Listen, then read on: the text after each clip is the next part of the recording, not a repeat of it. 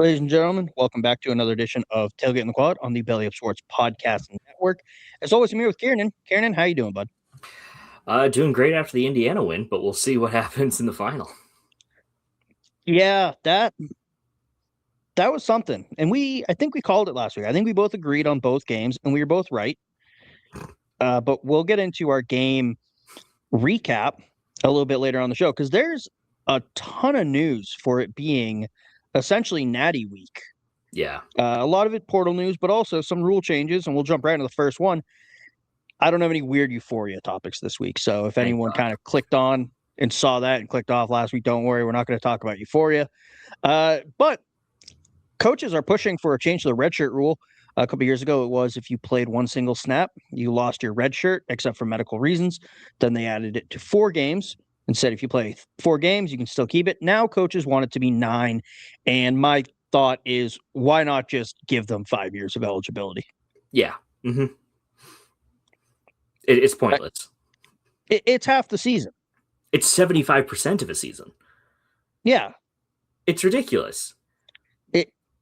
It's insane. I hate it. I hate what college football is becoming. It genuinely is. It's the dumbest thing I've ever heard. Just give them blanket 5 years eligibility. Just be done with this topic because I am sick of having rule changes regarding red shirts. I'm sick of the transfers, ninth extension. The dude is 27. This. It's got to stop. It's got to stop. Yeah, I think COVID still had a big impact on that. I mean, a lot of guys got that year, but then there's some who are just taking advantage of it. Like, yeah, you had the COVID year. Yeah, you were a red shirt. Yeah, you got 5 medical red shirts, Cam McCormick. Yeah. And you're 30 playing against a bunch of 18-year-olds. And at this point, brush up on your LinkedIn and get a job. Yeah. And speaking of getting a job, TJ Finley, Ciarnan, for those who might remember him from his Auburn days a billion years ago, he's transferring again. This made news a couple weeks ago. He is transferring to Incarnate Word out of Texas. And as a quick recap of where he's been, he started at Auburn, went to LSU, went to Texas State, went to Tulane, did not play at Tulane, went to Western Kentucky, then went to Georgia State, and now he's going to Incarnate Word. And you really have to ask, what is going on? What happened to the game I love? It's not even what happened to the game you love. It is just it's not even. It's part of a mind game that he might be playing. I mean, I don't know what it could possibly be at this point because if you're not going into the NFL at this point, you're not making it. Plain and simple. Sorry, TJ Finley, but you clearly don't think you're good enough to play. So yeah, why would anybody else think you are? Yeah. Also, I did get the order wrong. He started at LSU, then went to Auburn, then Texas State, then Western Kentucky, then Georgia State, and now he's at Incarnate Word. Yeah, and I mean, look, if you're just racking up degrees, I get it. Mm-hmm. If you can just get someone else to pay for your education and come out with a doctorate, go for it. Oh, 100%. I have zero issues with that. But if you're not and he's on his 7th year of college. Yeah. 7th. That is insane. Someone needs to tell him to stop. Yeah, and even still, I hate to bring up the term student athlete, but you still are a student at these universities. You do have to attend classes. I mean, I think. I don't know anymore. But that is the presumption, is that you're going to school for an education so that if football doesn't work out, you can always have a backup. I don't even know what you could possibly major in with all these school transfers. Well, he's been a graduate student according to, I'm not seeing his name on here. Oh, yeah, there it is. He's been a graduate student for the past 3 seasons. He graduated from Auburn in 2023. Wild. So that was now 4 schools ago. He graduated. So, again, if he's coming out there with like 3 PhDs, okay. But also, schools need to stop bringing him in. It didn't work out. He has played 13 games once at Texas Tech in 2023, where he threw for 3,439 yards, 24 touchdowns, and 8 interceptions. His best season. Everywhere else, played in 5 games, 5 touchdowns, 5 picks in his 2020 season at LSU. First year at Auburn, 6 touchdowns, 1 interception. Good season for limited action. 2022 Auburn, 3 games started, 1 touchdown, 4 picks. I just said the Texas State numbers. 2024 Western Kentucky, 3 games, 1 pick, 2 interceptions. 2025 Georgia State, 6 games started, 6 touchdowns, 7 interceptions. He has to just either he has a bunch of degrees at this point, or he only has a bachelor's degree in general studies, and he has no idea what he's going to do. Yeah.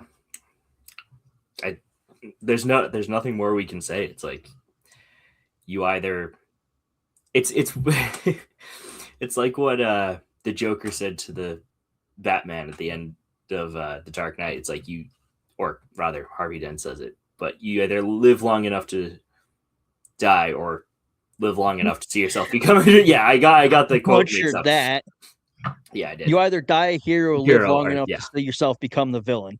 Yeah. Yeah, and TJ Finley, I mean, look, he better have I keep going back to that. But if he has a master's, I'm okay with that. Yeah. Okay, cool. Thanks. I hate how Bing is my default search engine because I'm too lazy to change it. I look up how many degrees does TJ Finley have? First result, TJ Finley is 23 years old. Thanks. Not what I asked. TJ Finley's accumulating multiple seasons of eligibility due to high school and college. Not what I'm asking, guys.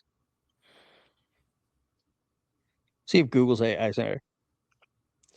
All right, at least Google's saying we don't know.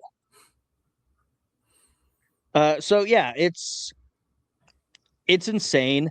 And we did, which I kind of got lazy on, but we did like those guess the career based on what stops they made. Yeah. And the TJ Finley one's hilarious. What is it? For a college quarterback to have that many stops is so funny. Let me see if I can pull it up real quick. It was a while ago we posted it.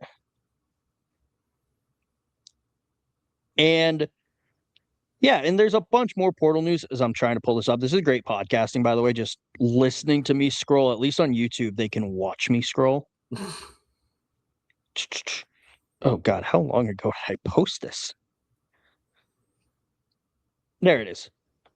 Like, it's just bad, and that was really bad podcasting. So, it's so funny, though.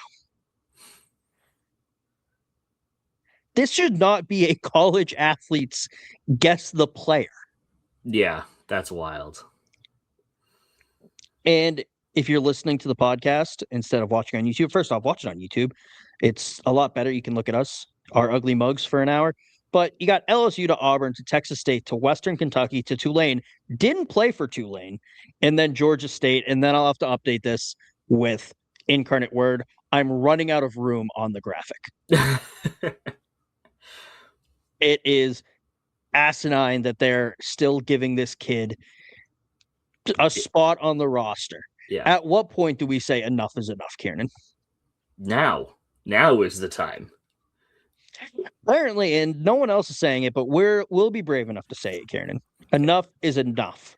I would love to see a study come out in say 20 years time where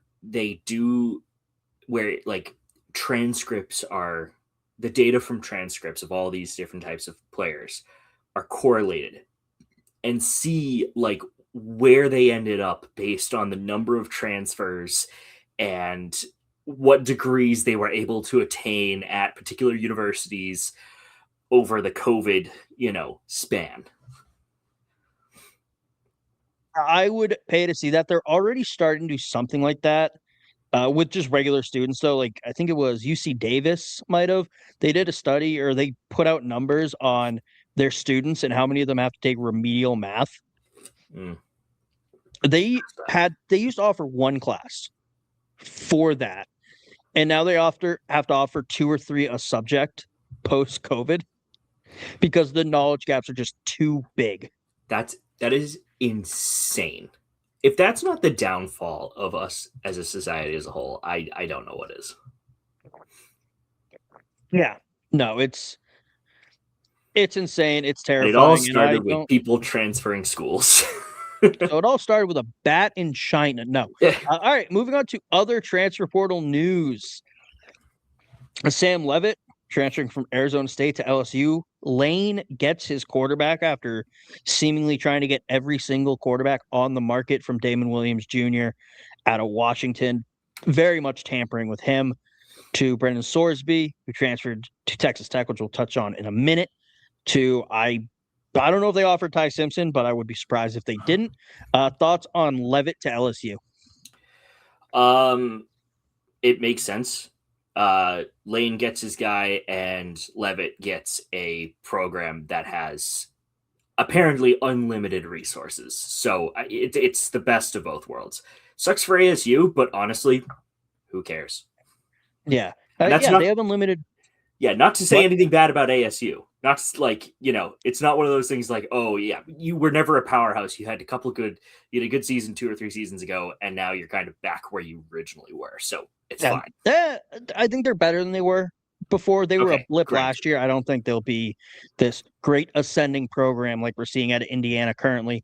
But yeah, I think, like you said, LSU has unlimited resources because Children's Hospital get a lot of money. So it's perfect to siphon it from. Do you think it hurt Sam Leavitt a little bit that he was like the 5th choice? Pride and ego maybe, but certainly not in the sense that, oh, this is like a downgrade for LSU. That's true. And also, I'm sure he doesn't care that much. He probably is pissed and is like, I'm going to prove people wrong. But he's also kind of like, yeah, I play quarterback for the LSU Tigers. Yeah. There aren't many better situations than this right now with Lane Kiffin. Yeah, he'll be fine. I'm not worried about him. Moving on to some other quarterback news. Baby Mahomes, Dylan Raiola, is transferring to Oregon. I feel like this move kind of came out of left field. It wasn't. I mean, a lot of the jokes were he's going to go to Texas Tech. Right. But I don't know if I really saw Oregon coming, and I don't know why. Dan Lanning is a good quarterback guy, or Oregon is a good quarterback system. Dan Lanning has shown he can put guys in the league, albeit not high draft picks, but still. Well, actually, I'm an idiot because Dante Moore when he goes to draft. But thoughts on Raiola to Oregon? Not with Dante Moore returning to school. To me, that doesn't make any sense. Like, they're both starting quarterbacks. Like, what are you going to do in that situation? Yeah, probably should have done the Dante Moore news before this topic, so that's on me. But yeah, Dante Moore going back.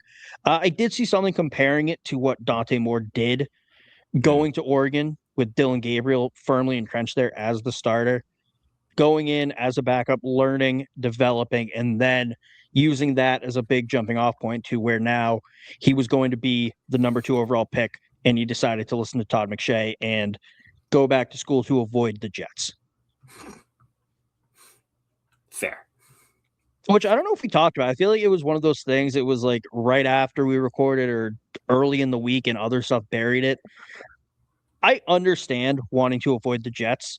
They're an abysmal franchise and atrocious, and they will never have anything nice. They went a whole season without an interception with a former defensive back as their head coach.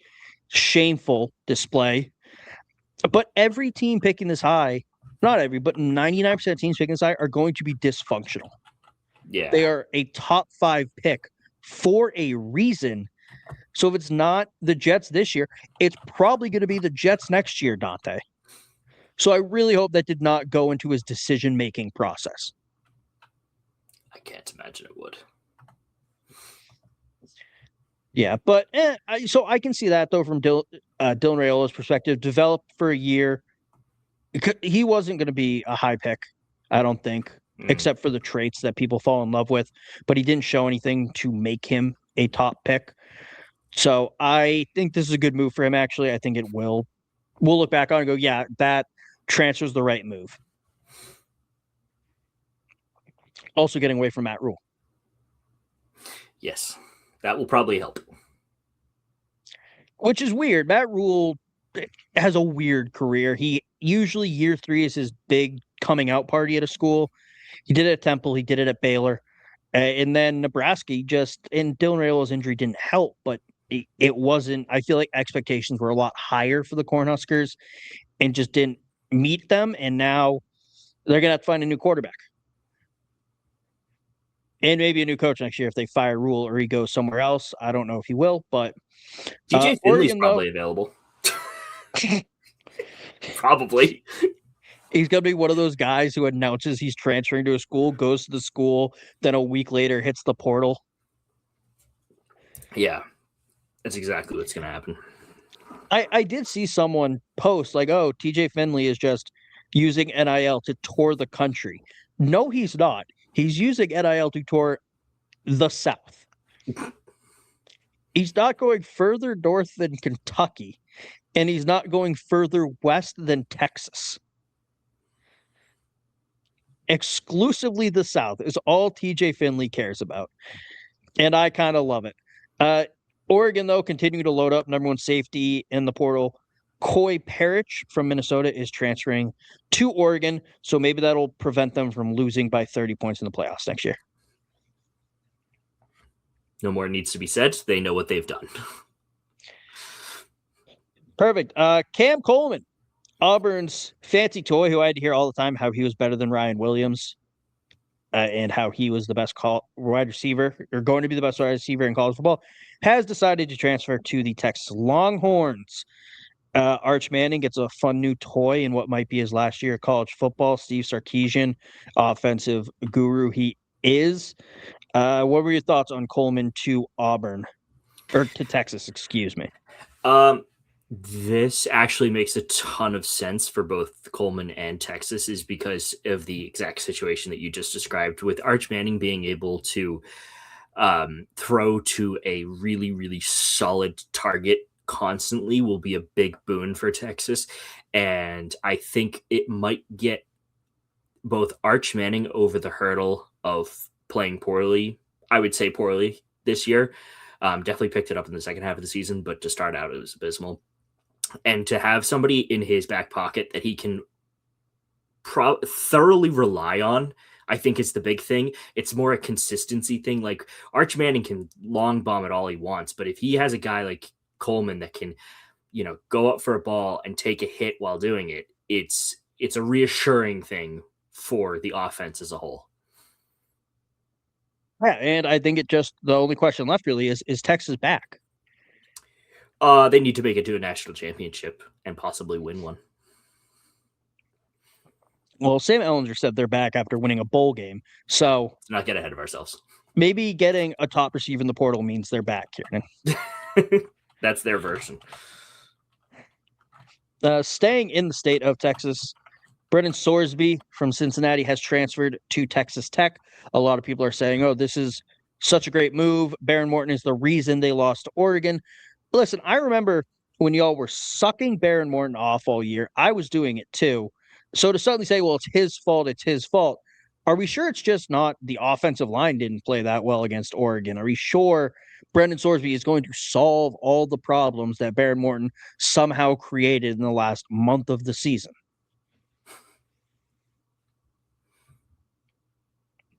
I had those thoughts about Baron Morton. Mostly because I made a video about him earlier in the year saying how great he was, and I don't want to prove that, or I don't want to admit that I was wrong. Well, I mean, Sorsby is a good pickup for Texas Tech, and I think it's probably one of those things Dylan Raiola saw Sorsby move and is like, all right, well, I'm not getting that job, and I can't follow my guru Mahomes into the limelight, so I'm going to have to adjust to Oregon. But yeah, I mean, he's effective. There's no there's no downside, I guess. Like, he's not throwing picks every 5 plays, like, so again, it's, I don't know, reliability keeps springing to mind, but like just reliability and consistency for some of these guys is probably important. And I think with the $28 million roster, I don't know how transfer portal guys coming in, going out, going to the draft and all that for Texas Tech will impact this, but that's what you need. You just need a reliable quarterback. It's what the U did when they were dominating in the early 2000s in their history. They had a bunch of freak athletes and then a consistent quarterback. Mm-hmm. And sometimes that's all it takes. Because I mean, if anything, one of the major problems in that bowl game was the fact that Texas couldn't throw or pass a ball, and 90%, not 90%, but a good chunk of that blame was on the quarterback. So, I mean, the issue was Baron Morton went out there and pissed down his leg for 4 quarters. Yes. I'd say that's that's really just kind of succinctly what you're saying. But yeah, so I like the move. I think it'll be interesting to see how it works, even though it sounded like I was very against it. I do like Sorsby to Texas Tech. Final transfer portal news. And there were a billion moves. There were 4,000 players, I think, in the portal, something crazy like that. We're not going through where all of them go. I don't care if someone transfers to the middle of nowhere, Colorado School of the Mines. I don't know why they would transfer to D3, but Alabama linebacker Qua Rusaw and D lineman James Smith going to Ohio State. They're dead to me. I hate them. And they're dead to me too, Kev. Don't worry. Perfect. This is an anti-Qua Rusaw and James Smith podcast going forward. But someone not hitting the portal, Ty Simpson, who declared for the draft last week, said he was offered $6.5 million from Miami to enter the portal. Ole Miss and Tennessee also made offers to try and entice him to come to their school. How is that not against the rules? How is this not tampering? It's blatant. Like, they're just doing it out in the open now. Yeah, it's disgusting. And Ty Simpson basically said, like, I was a captain at Alabama. I put my handprint and footprint at Denny Chimes. I'm not just going to leave. That would undo all the goodwill I have. That would make it. I'm an Alabama guy through and through, and I love it. And I hope Ty Simpson has all the success in the NFL. Rare to see guys like that. Oh, a dude who stayed at Alabama, sat on the bench, waited his turn, and then has a chance to make more money than he will make in the NFL on his rookie contract. I'm not projecting his career. And he goes, no, roll Tide. He's got too much Bama in him. And not in the way that makes him go poison trees. So, yeah. So there's your transfer portal news. And we're probably never going to do this again. I hate the transfer portal, Ciarnan. It's so annoying. Yeah, it's getting to be more tedious than it is fun. Like, a couple of years ago, we would do this and be like, oh, man, this is a shock move. Like, LSU to Alabama or something, something wild like that. But now it's just like, all right. Every week there's like this huge thing involving millions of dollars, blatant tampering, and you're just like, all right, it's not fun anymore. And then you have a guy committing to a school and you go, oh, that's fun, that's exciting, and then he's back in the portal a week later. Yeah. What are we doing, guys? But moving on to Notre Dame and Marcus Freeman. Marcus Freeman was accused of assault last week. Someone at a wrestling tournament where Marcus Freeman was at with his son accused the Notre Dame head coach of shoving him with both hands, causing the man to stumble and fall. He will not be charged. They watched the video. Marcus Freeman looked at the guy and walked away.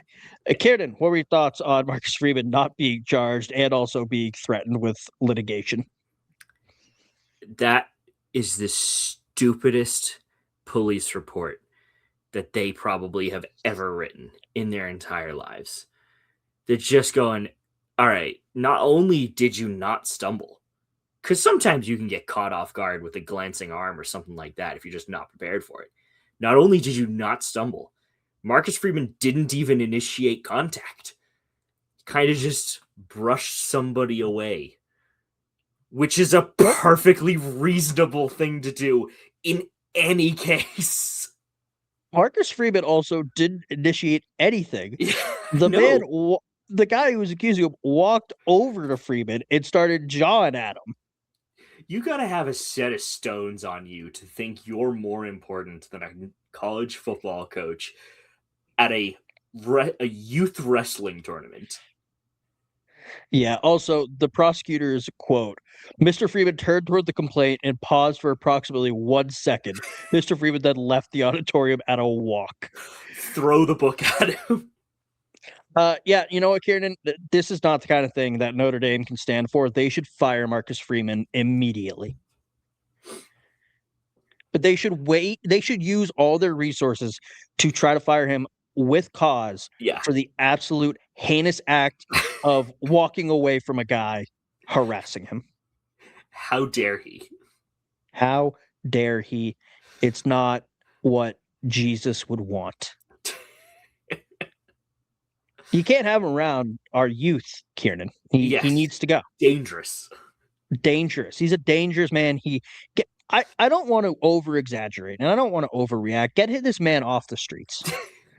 He's a danger to others. He stared at a man yelling at him because Marcus Freeman's son lost a wrestling match. It's so ridiculous. It's so ridiculous. And the fact, like, it's one thing to get into an altercation with somebody and, like, I don't want to say trade blows, but like push each other back and forth a little bit and get angry. But to not even have anything happen and then, you know, accuse somebody and police have to be involved in this, it's a complete waste of time. Like, get over yourselves. Unless the guy was actively charging at you and pummeling you to the ground, it's not worth it. Yeah, that whoever accused him, they can't show their face anywhere. No. Do we know who? There's some guy. Can we say who it is? Yeah, it's in the media report. Yeah. Oh, where's his name? Chris Fiegler. That's a ridiculous name. What kind of last name? I don't know. Oh, Fliegler. Is Flieger. Yeah, Flieger. It's weird. Yeah. He was I missed this part. He was the assistant wrestling coach. Yeah. Insane. Insane behavior from a grown ass man. Flieger, not Marcus Freeman. Yes. we need to clarify that. He's Freeman's Notre Dame's coach, so I need to clarify when I'm talking shit right now. It's about Flieger, not Marcus Freeman by association with Notre Dame. Yeah, so Chris, just chill out. Get therapy. Do anything. Take some Xanax, go to therapy, do something. Whatever you're thinking about doing right now, stop doing that and talk to someone. And a great place to talk to people is BetterHelp, who sponsors. No, they do not. They do not sponsor us. They could if they wanted to. We would take Kev will take the money. I'll take their money. I won't go to therapy, but I'll take your money. Do you think why we don't have any sponsors is because we keep saying that after every sponsor thing? We'll take your money. We won't use your product. I only say that about BetterHelp. But also, if BetterHelp did sponsor us, I would use BetterHelp to go to therapy. Okay, fair enough. My wife is sitting on the couch and is looking at me like, you know your ass ain't going to therapy.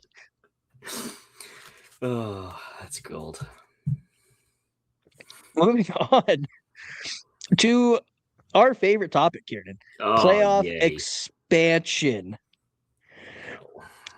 The SEC the SEC has said, I can't talk, that they would like a 16-team playoff. And Ciarnan, your conference has said they will support that if the SEC supports a 24. Just to be clear, 24-team playoff in a couple of years. What is going on? This is banana lands. I said 12 is too much. 16 is too much. 24. You are insane. You are at that point.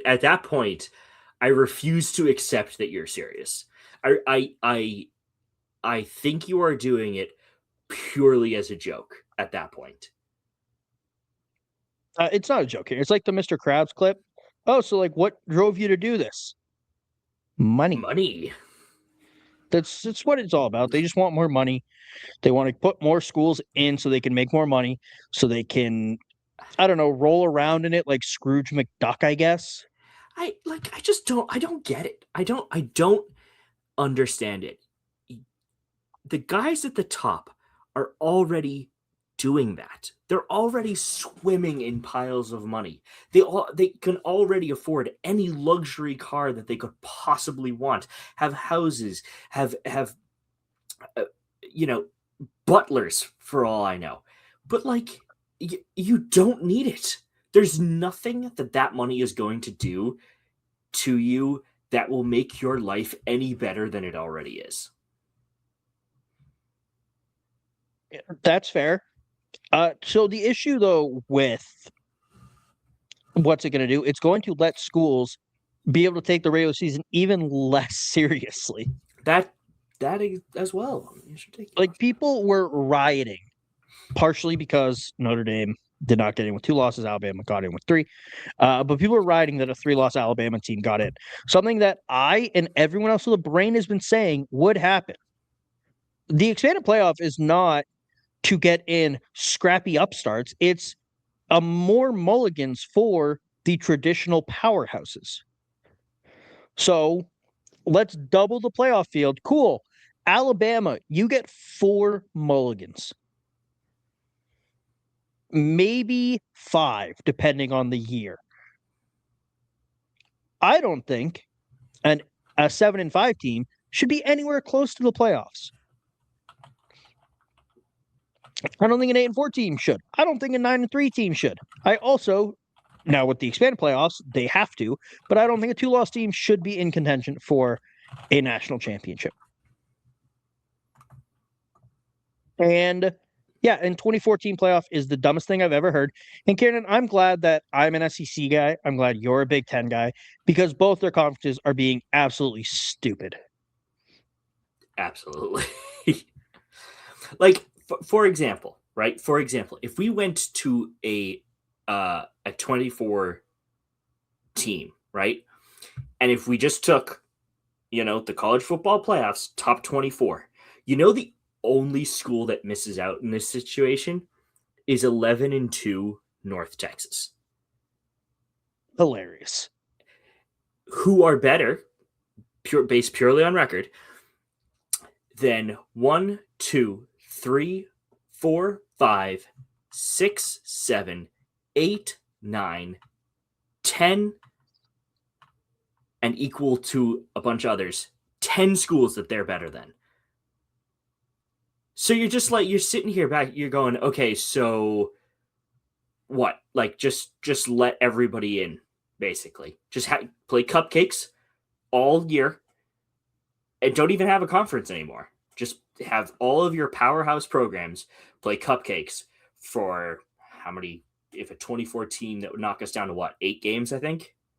Maybe 6 or 7? 6 or 7 cupcakes, and you have to beat them by, say, 70 points in order to get a good ranking or a good spot. So looking at the CFP rankings, Ciarnan, I have changed my mind. An 8-4 Iowa team making the college football playoffs would be hilarious. It would be okay. I grant you, teams like Iowa would make that incredibly fun. Idea. I'll give you the 2014 playoff. If we put funny teams in the same category as Notre Dame, where they automatically get in if they are above a certain win threshold. Your Iowas, your Mississippi States, but only if they wear the pirate logo helmet throughout the playoffs. Schools like that, UMass, just schools that would be hilarious. That I will accept the 2014 playoff. I would love to watch a really poor Alabama team, like way worse, like 7-5. Say they had a garbage year, go up against a 10-2 UMass school and just watch the chaos unfold.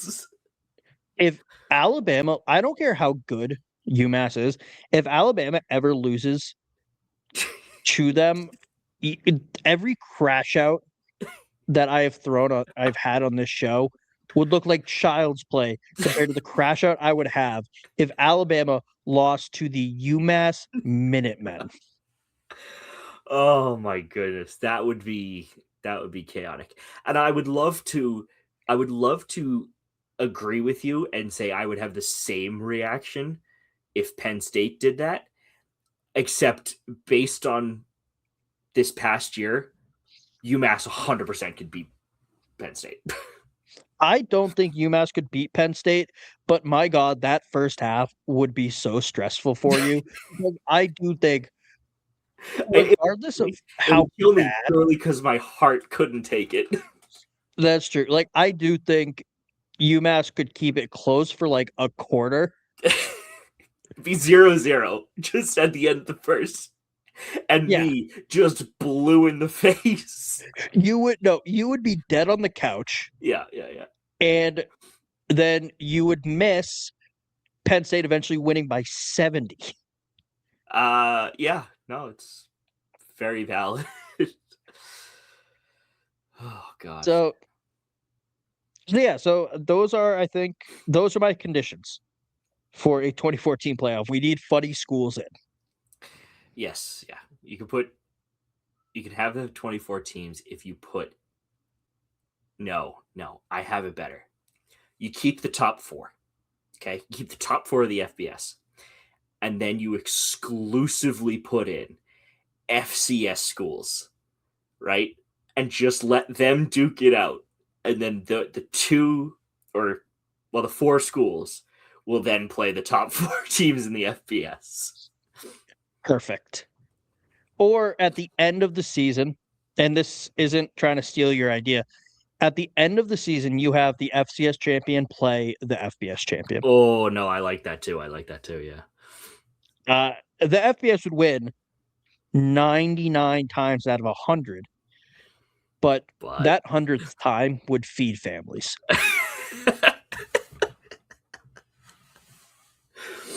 The greatest moment in college football history. Mm-hmm. Oh, and I do think there's some years they could do it. Yeah. Absolutely. So 16-team playoffs are dumb. 2014 playoffs are also dumb. Bring back the computers. Yep. Make it 8 or bring back the computers. One of the two. Or both. Make it 8 and bring back the computers. Yeah, okay. You can do that as well. Trying to think how logistically it'd work, but yeah, no, that's fine. All right. Moving on. Moving on to the current playoffs, Ciarnan. We are down to 2. Indiana versus Miami. So we're going to go through the semifinals. First up, you have the Fiesta Bowl. Miami beating Ole Miss 31-27. Ole Miss did try to make it a game. Mm-hmm. They did their best. They scored 11 in the fourth, but Miami, not to be outdone, did score 14 in the fourth. Carson Beck did throw only 1 pick, so we're still in line for a Carson Beck masterclass of a bunch of picks. Ciarnan, what were your thoughts on the game? My thoughts were honestly kind of shocked because I did say last week that if Miami came out hot in this game that they would win this. And I wasn't entirely correct, but I also wasn't entirely wrong. So they only scored between the two of them 3 points in the first quarter. So I was like, all right, not a great start. But then they both went, I don't want to say off, but they both scored a decent number of points in the second. And then it kind of flip-flopped. So like it overall was a great game, I think. And I will admit, I am surprised at how well Carson Beck played, because we keep thinking that this is the game where he blows it. And so far, we've been proven wrong. Yes, I would say we haven't been proven completely wrong. Based on when he's going to start messing up, we have been. But I think we've both been pretty consistent that, yeah, Carson Beck is I don't want to say good, but a fine college football quarterback. It's just when he has these bad games, they're really bad. Really bad, yeah. So I'm not surprised he looked pretty good. I am surprised that he did not have one of his oops, I forgot how to throw football games. He looked really solid in there, and that last play where he scrambled into the end zone to seal it, that was incredible to watch. I was genuinely shocked when I saw him. Not that he can't scramble, not that he is not known for that or anything, but I was like, oh my god, how did Ole Miss not pick that up? Especially so close. Like if he had done that on the 50 and scrambled for a first down, I would have thought nothing of it. But to be that wide open right at the death is wild to me. Yeah. No, it was a great ending to a great game. Ciarnan, are you ready to say the U is back? Oh, yes. Yeah. Yeah, go on. Screw it. Yeah, they're back. It's it. Yeah, they are. I am I'm still unconvinced. I'm still holding out for my other criteria of not being an Adidas school and getting a stadium within an hour of campus. It's going to be a tough sell. Yeah, are they getting rid of Nike soon or of Adidas soon? I don't know.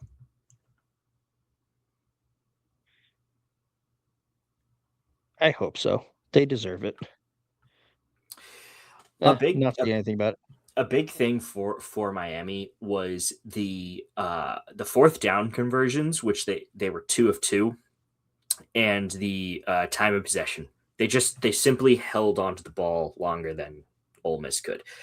And yes, the fact that it came down to essentially the last play is not indicative of that, but is a reason that happened. It's like it's one of those things like you can tell how close the game was, but it was just the U held it more.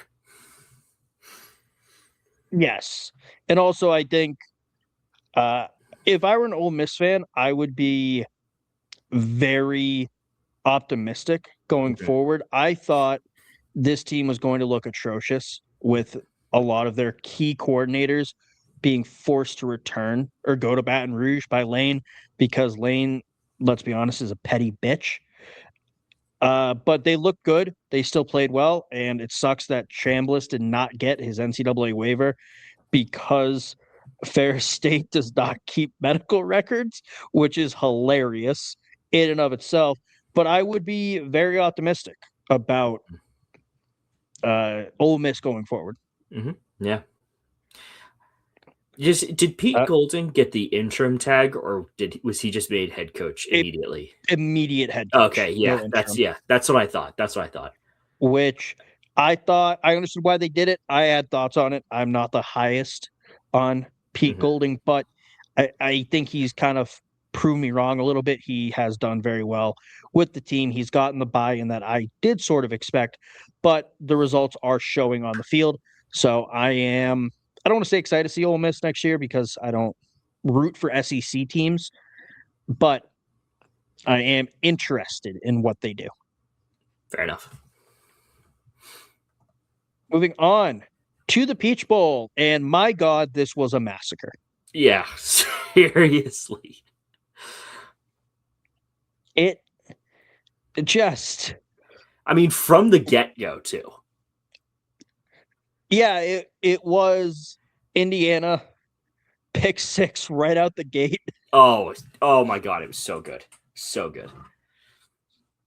But then, Oregon did kind of bounce back, did tie it up in the first, and then it was just Indiana. Mm-hmm. Indiana the rest of the way. 3 touchdowns in the second quarter. I mean, talk about putting your foot on the gas and not letting up at all. Like, there wasn't even a downshift in that. It was just purely full throttle, psychopath Kurt Signetti offense with, frankly, stellar defense. It was great. Yes, I agree. I do think Indiana is a dominant force that I don't know if anyone is going to want to see this year or next year. Are you buying anything into the cheating allegations? No. So here's my thing. It, a lot of people are saying, "Oh, it seems like Indiana kind of knows our plays." I think that we're going to see this. Whenever a team is very well prepared, whenever a team does really well, they're going to go, well, they're just pulling a Connor Stallions. They could just be really prepared. Yeah. So I don't buy it either. I just wanted your thoughts on that too. Yeah. No, I don't. Just because you're surprised that the other team prepared more than you is not cheating. It sounds like these other teams just didn't prepare. Yeah, seriously. I mean, based on the scoreline, that's what it looked like. Yeah, it's bad. I'm curious if Miami is going to get paranoid like teams did with Michigan a few years ago and try to change everything up. Mm-hmm. So that'll be interesting to see, and then adding something to watch for. But moving on to our No, Natty hold on. preview. Before one Oh, more thing. Did you see after the game the equipment manager for Oregon going over to D'Angelo Pons to give him the ball that he scored the first touchdown with? Uh, yes. what class? Let me just say that. What class? That is like your team just got obliterated on the national stage and you still had the wherewithal to go up and give a game ball to the guy who basically crushed your team's spirit, but like that's a really nice thing to see. Is that guy committed enough to the Ducks? You hold that ball hostage. Hey, You're can I never get that getting this thing. ball? Can I get this ball for the pick? F off. Get No, out of here. no. For The context, man doesn't love Oregon. for context, D'Angelo Pons was not looking for the ball. Yeah, no, I know. That It makes it was even brought. worse. No, I'm kidding. Obviously, that's a great story to see. Yeah.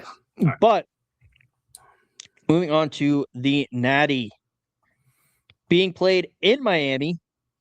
People are saying it's a home game for the Hurricanes, even though it's an hour away from their stadium, from their campus.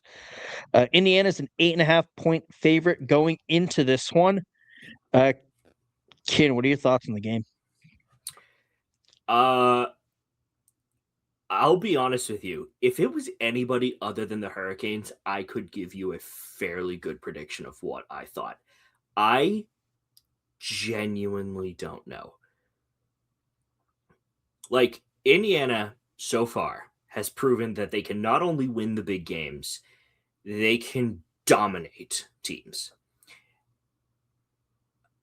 The Hurricanes have shown that they can upset whomever they feel like. So I am at a loss.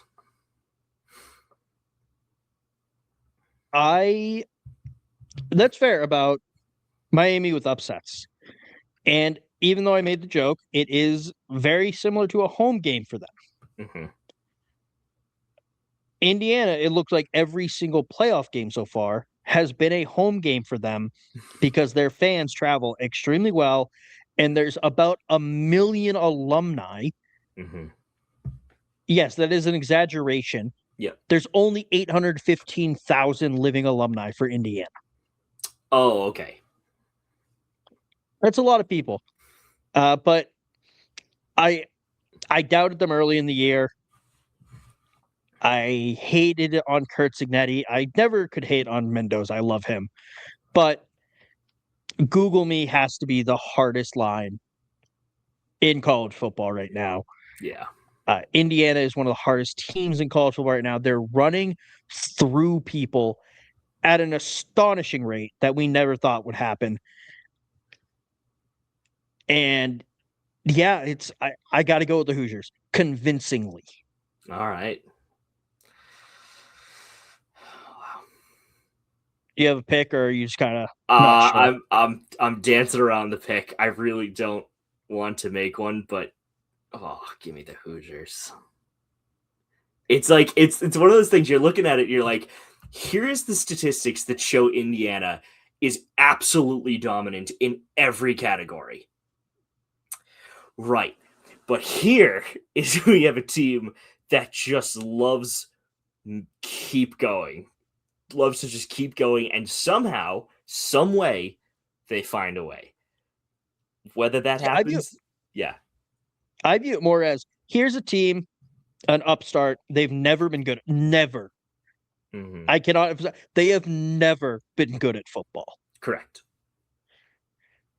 Who's suddenly dominant in every category. They have the Heisman winner at quarterback. They have who's going to be coach of the year, who's won at every stop along the way. And then you have this mountain of cocaine. And who's going to win? Yeah. No, it's obviously Miami. I could say a lot more than just cocaine. I mean, they do have a pedigree to them. Mario Cristobal came up in that pedigree. He was a player. He did learn under Saban, just like Signetti. But yeah, no, I do think it's going to be Indiana. Who do you want to win? Oh, Indiana. Okay. Yeah, that who I want to win is Indiana. Like, absolutely no hesitation, those guys. Who is going to win is a much tougher thing for me to say. That's fair. I also think this might be the first all Adidas national championship since like 1998. Oh wow. Which is crazy. Because it's just been Nike or Jordan, really. And Under Armour been playing in the games, but never winning them. So, yeah, shout out Adidas. That's a win for them, I guess. I'm trying to see the graphic I saw, if I can find it real quick. I don't think so. Rip.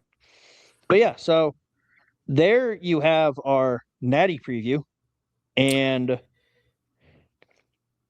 I think that's it for this episode, Ciarnan. Nope, one more thing. Oh, one more thing. You mentioned that. The comparison. The comparison between 2019 LSU and 2025 Indiana Hoosiers. Who would win?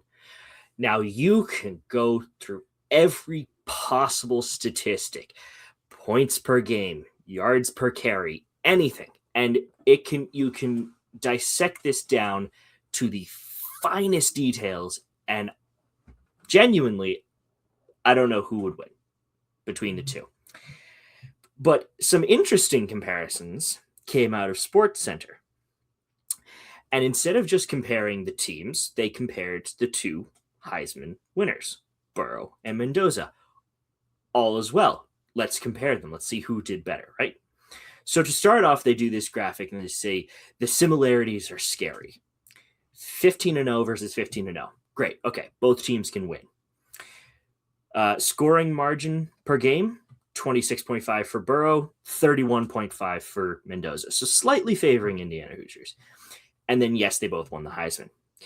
That, however, is where the similarities stop, because they themselves posted the next graphic. And Burrow has 2,300 more yards in the 2019 season. He has 19 more touchdown passes than Mendoza. He has a 3.3% higher completion percentage, which in fairness is not that many. And they have the same amount of interceptions. I would argue that Burrow was better. Just that year, and we're not talking overall or how the team's doing, just purely based on yards and passing touchdowns, you could very definitively argue that 2019 Burrow was better than 2025 Mendoza.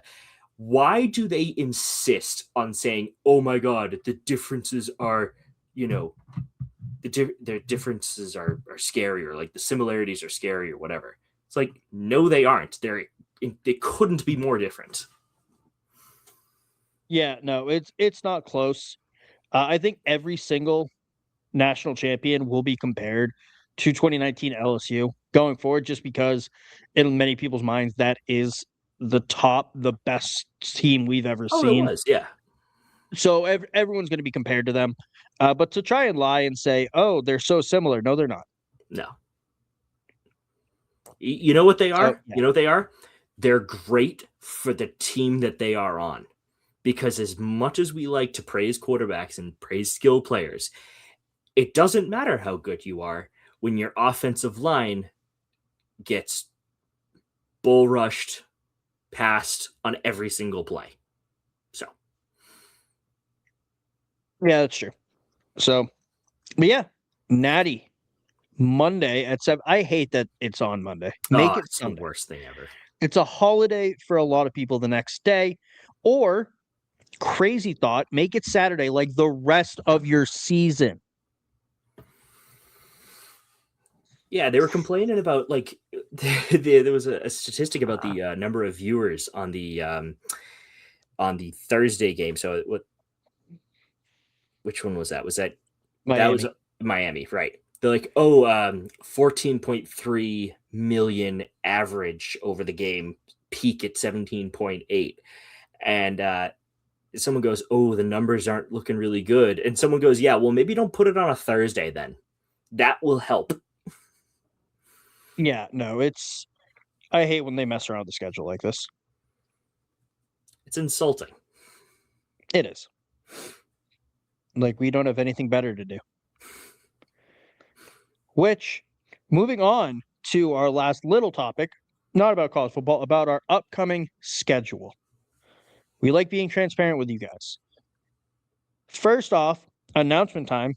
We're doing a first for this podcast. We are going live before the game, not at the game, from our homes. But we will be doing a live stream before the game, going over the game. Maybe going to see if we can find some guests to talk about the upcoming game. And yeah, that's probably going to be 5. I think you said 5 o'clock. Yeah, 5 o'clock.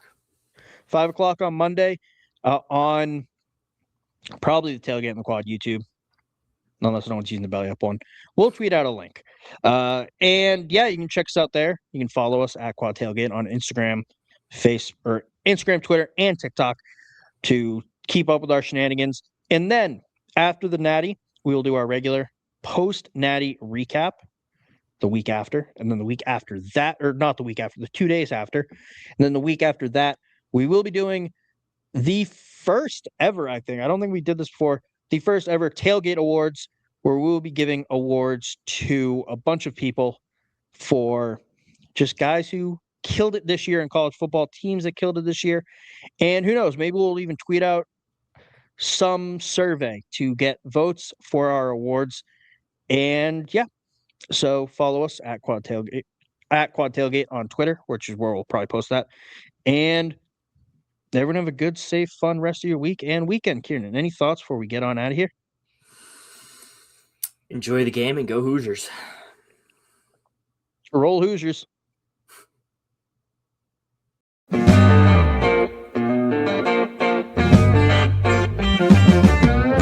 They're eating the dogs, Ciarnan, in Tuscaloosa. They're eating the you know dogs. that? They were They're eating the dogs.